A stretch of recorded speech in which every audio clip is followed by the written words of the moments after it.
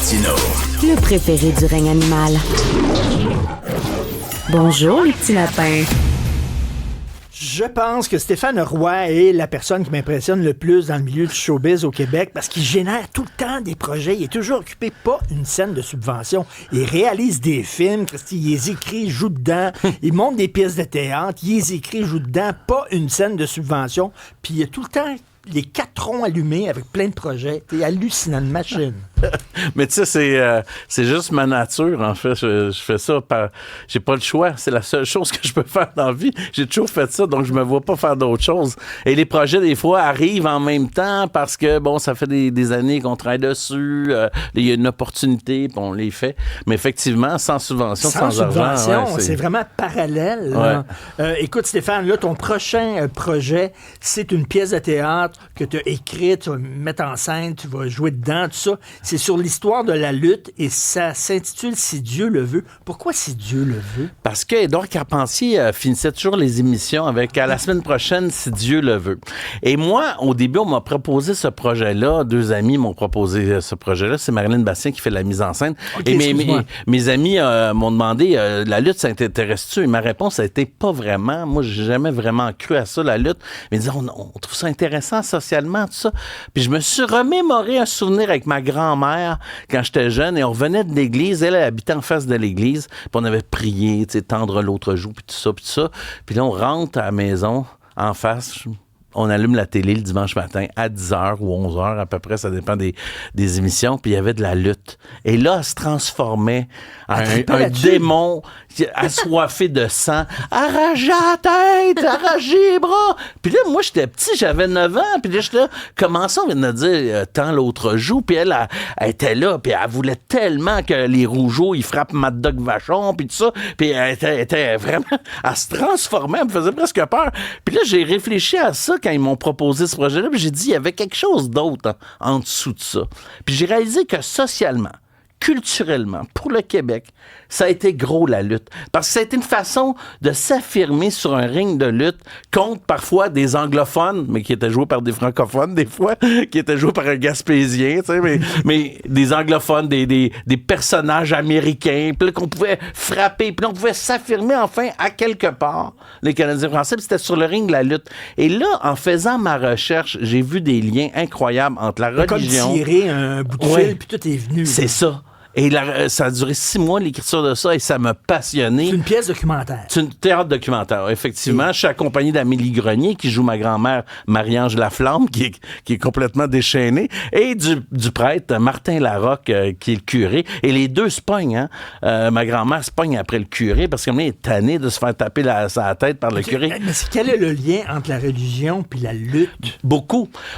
La lutte, ça se passait souvent dans les sous-sols d'église, les salles paroissiales. Oui. C'est pas pour rien, hein. En bas, on gueulait, on se faisait frapper, puis en haut, on demandait pardon. Il y avait un petit lien là, mais il y avait un grand lien pendant des décennies de temps, les francophones ont été menés par le bout du nez, par la religion, puis aussi soumis par les Anglais. Il faut quand même le dire. C'était ça, notre réalité.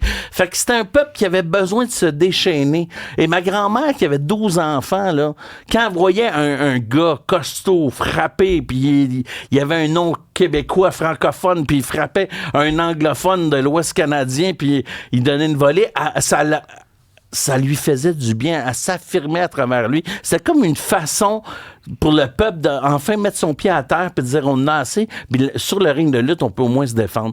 Puis là, je suis redescendu jusqu'en 1850 là, dans cette espèce de recherche-là sur la lutte. Et j'ai appris des choses. Là. Tu sais, j'ai appris qu'il y avait des gyms de lutte sur Saint-Laurent avec Louis Cyr dedans, là, tu sais, par Gustave Lambert, qui était un gars qui avait ouvert un gym de lutte. J'ai appris que Maurice Richard avait arbitré des combats de lutte. Et dans les combats qu'il arbitrait, c'était avec Yvon Robert, qui est vraiment la première idole sportive du Canada français avant Maurice Richard. Mais les deux se retrouvaient sur un ring de lutte au Forum, tu sais. Mais tu sais, on connaît aussi la passion que Robert Lepage voue pour la lutte. Puis là, tu te dis, attends une minute, Robert Lepage, la lutte, what the fuck? Bien, Robert Lepage en a fait un spectacle très explosif avec des combats. Tu sais, moi, j'en ai vraiment fait mais quel est le lien entre la lutte et le théâtre? Il y en a beaucoup. Écoute, ce n'est que du théâtre.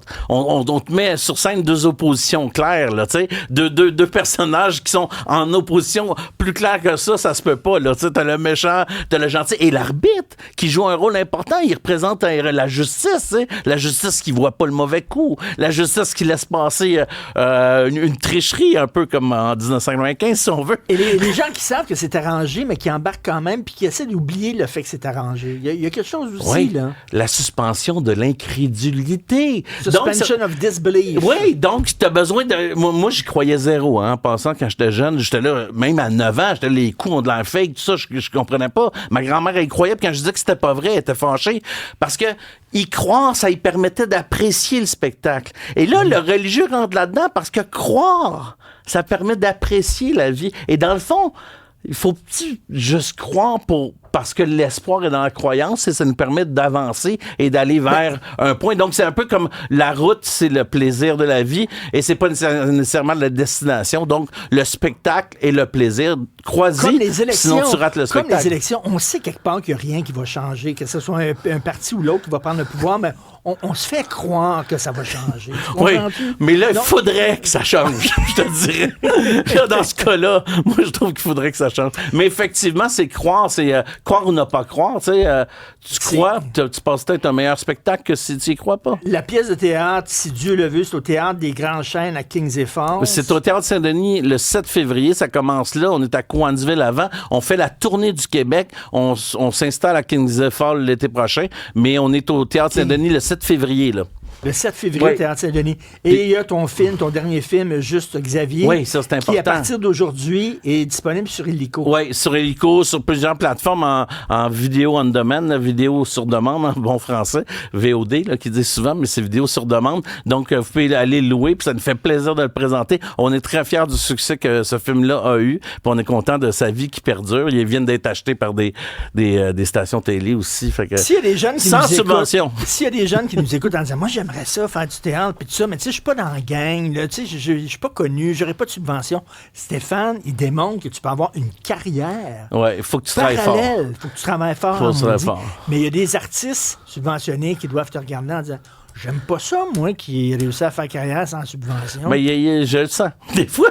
Hein? Je le sens des fois, mais pas des artistes, mais de certains journalistes. Tu démontres qu'on peut faire carrière sans d'argent du gouvernement. Oui, mais moi, je trouve ça bien qu'il y ait des subventions pour les jeunes artistes, pour les jeunes réalisateurs, réalisatrices. Ça, c'est important. Mais je veux dire, il faudrait qu'il y ait une autre façon de faire aussi, que des gens qui sont capables de générer des sous puissent avoir des retours comme en impôts pour ces compagnies-là qui embarquent avec moi dans mes projets. Il faudrait qu'il y ait un autre système aussi. Mais ce que je veux dire, c'est que c'est important d'avoir des subventions, mais il faudrait aussi saluer le travail de ceux qui travaillent sans subvention, puis qui arrivent à monter ça. Merci de le souligner, parce que des fois, on est un peu fatigué. Surtout qu'on nous compare avec des films qui ont des 4 millions de budget, alors que nous autres, on tourne ça en 10 jours. Là. Juste Xavier sur Illico, la pièce Si Dieu le veut, au Saint-Denis à partir du 7 février.